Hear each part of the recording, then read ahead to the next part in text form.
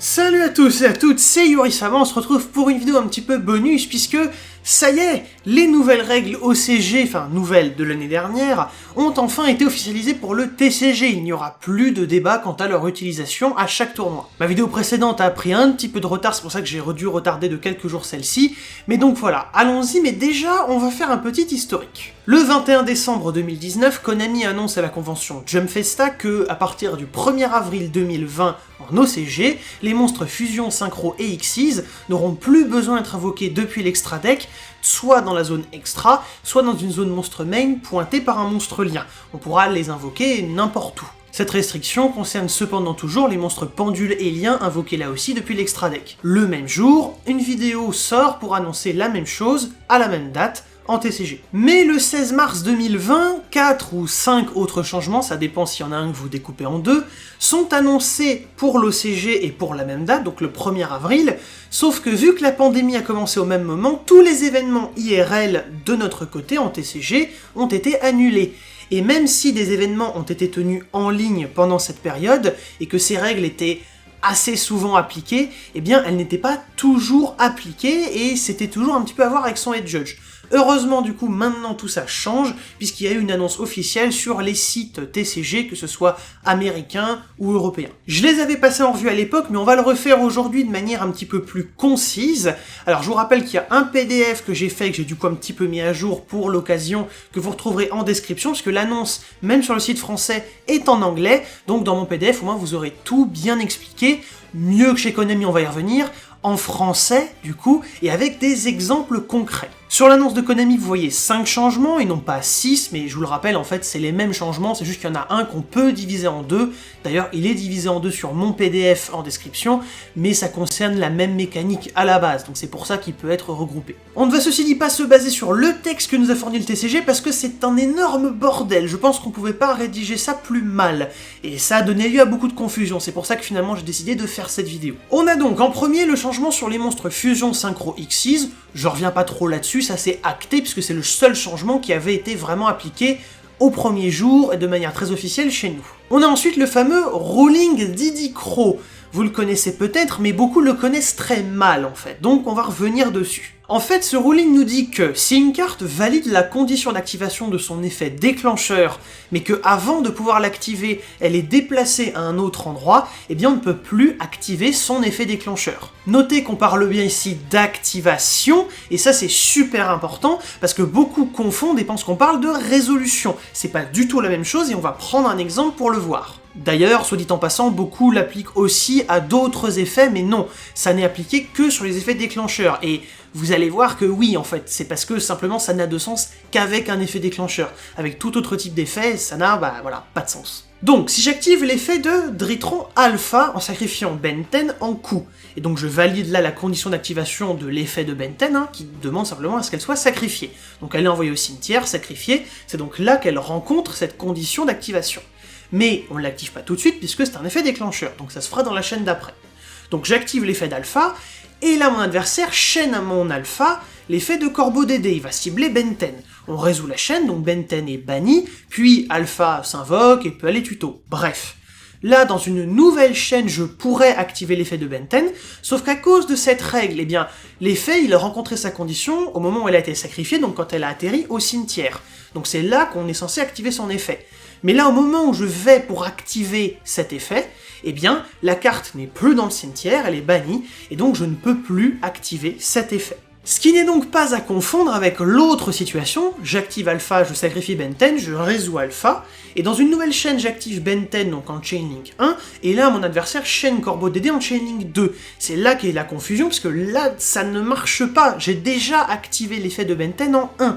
Donc on résout la chaîne, Benten est banni en 2 par l'effet du corbeau, puis simplement je résous Benten au cimetière, puisque son effet il est là, il bouge pas, et il n'a pas besoin que la carte reste au cimetière pour se résoudre. Et oui, il faut bien se mettre ça dans le crâne, cette règle ne nous dit pas qu'on annule quoi que ce soit ou qu'on fait en sorte que des choses se résolvent sans effet. L'idée c'est d'empêcher l'activation en agissant en avance et non pas de répondre en empêchant de résoudre. C'est extrêmement différent, je vous renvoie à ma vidéo qui parle de tout ça. Passons au prochain changement qui est un autre point de confusion à cause de Konami notamment. On nous dit que la phrase « Vous ne pouvez invoquer ni normalement ni spécialement le tour où vous activez cette carte » ne prend désormais en compte que les invocations réussies. Et effectivement, avant, on regardait les tentatives d'invocation. Donc, par exemple, j'essaye d'invoquer spécialement mon Cyberdragon, mais l'adversaire annule avec jugement solennel. Avant ces règles, je ne pouvais pas activer Fusion aux yeux rouges par la suite, puisqu'on considérait la tentative d'invocation spéciale, on considérait que je l'avais fait, et que donc la condition sur la Fusion aux yeux rouges ne pouvait plus être respectée ce tour, et donc que la carte ne pouvait pas être activée. Sauf que maintenant, on bascule finalement vers quelque chose de beaucoup plus intuitif, c'est-à-dire que l'invocation a été annulée, donc je n'ai pas invoqué spécialement. Ça a foiré. Et donc, de fait, je peux activer Fusion aux yeux rouges par la suite. Là où beaucoup n'ont pas compris, notamment à cause de la phrase de Konami, mais surtout parce qu'en fait ils ont vu la condition de Fusion aux yeux rouges, ils ont vu monstre invoqué avec succès, ils ont fait un peu leur tambouille dans leur tête et ils se sont dit « Ah mais ça veut dire que si on me hache la fusion aux yeux rouges, et vu que je n'invoque pas mon monstre fusion, je n'ai pas la restriction de la carte. » Mais c'est faux, ça n'est pas du tout de ça que parle ce changement. Si l'effet de fusion aux yeux rouges est annulé, j'ai quand même activé la carte, et c'est sur ça que repose cette condition. Si j'ai activé la carte ce tour, pas si j'ai résolu son effet avec succès en invoquant un monstre. Vous avez vu avec mon exemple de Cyberdragon que ça concernait pas du tout la même chose. Et c'est donc ce changement qui peut être divisé en 2 points, puisqu'il a également un impact sur les conditions. Vous ne pouvez invoquer spécialement, avec le nom de la carte entre guillemets, qu'une fois par tour, qu'on a par exemple sur les monstres liens Assaut de l'air, puisque du coup si on en fait une invocation et qu'elle est annulée par jugement solennel, là aussi désormais on n'est pas considéré comme ayant déjà tenté d'invoquer la carte. Enfin, plutôt, oui, on a déjà tenté d'invoquer la carte, mais maintenant on ne regarde, de par cette condition, que si l'invocation a été réussie.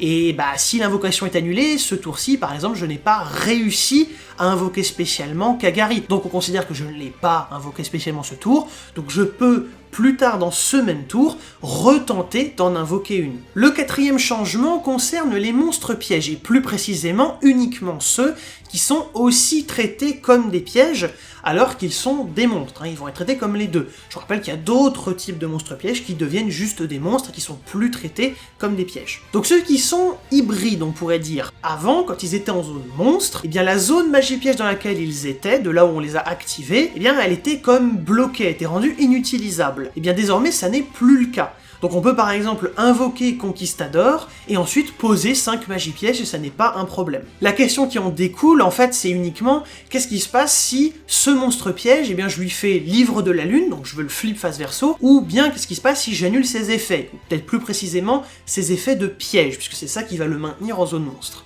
Avant, vu qu'ils avaient toujours une place de parking, on pouvait simplement les remettre dans la zone magie piège. Donc si on les mettait face verso, ils étaient reposés face verso dans la zone, et s'ils étaient juste annulés, ils étaient remis face recto, et puis ils y restaient à ne rien faire, même s'ils étaient plus annulés plus tard. Maintenant, en fait, c'est la même chose, sauf que on va les placer dans la zone de notre choix s'il y a une zone libre, et s'il n'y a aucune zone libre pour pouvoir les replacer, on peut toujours leur faire ça, mais à la place, les cartes seront simplement envoyées au cimetière par les mécaniques de jeu, puisqu'on peut plus les placer. Je suis assez content qu'il y ait eu ces annonces, puisque je me retenais depuis l'annonce initiale, en fait, de faire certains tutos, des nouvelles versions, ou des tutos inédits, comme par exemple sur les monstres pièges, et donc maintenant qu'on a enfin cette officialisation, je vais pouvoir faire cette vidéo. Je sais pas quand ça viendra, mais ça viendra. Enfin, le dernier changement est assez simple, il va concerner les effets qui s'activent si une carte quitte le terrain, en ces termes, et donc en fait ça concerne l'extra deck, puisque